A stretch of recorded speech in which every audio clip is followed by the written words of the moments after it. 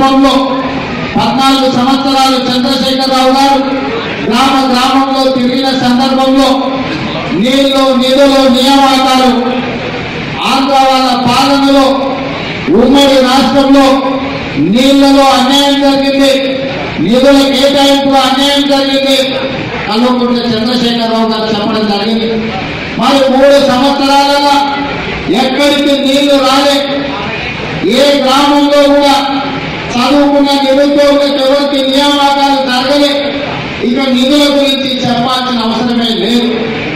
తెలంగాణ రాష్ట్రం ఏర్పడిన తర్వాత శాసనసభలో మొట్టమొదటి బడ్జెట్ 1,00,000 కోట్ల రూపాయలతో ప్రవేశపెట్టడం జరిగింది.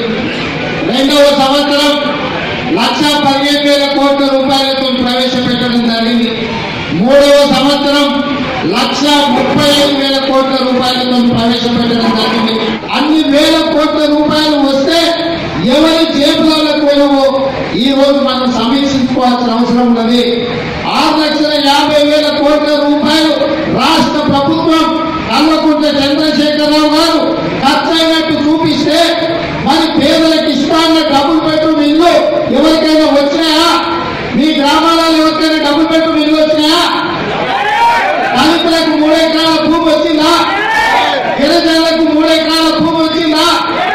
మరి రైతులకు గిట్టుబాటు ధర రాలే.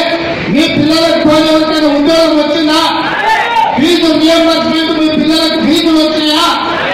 అంటే ఇవాళ ఫీజులు రియంబర్స్మెంట్ జరగలేదు, నిరుద్యోగ యువతకు ఉద్యోగాలు రాలేదు, రైతులకు రుణమాఫీ జరగలేదు, గిరిజనులకు 3 ఎకరాల భూమి రాలేదు. ఎవరికి ఏం రాకపోతే మరి 6,50,000 కోట్ల రూపాయలు కాకెక్కకపోయినా లేకపోతే కల్వకుంట్ల చంద్రశేఖరరావు గారి కుటుంబం ఎక్కకపోయినా ఒక్కసారి ఆలోచన చేయాలి.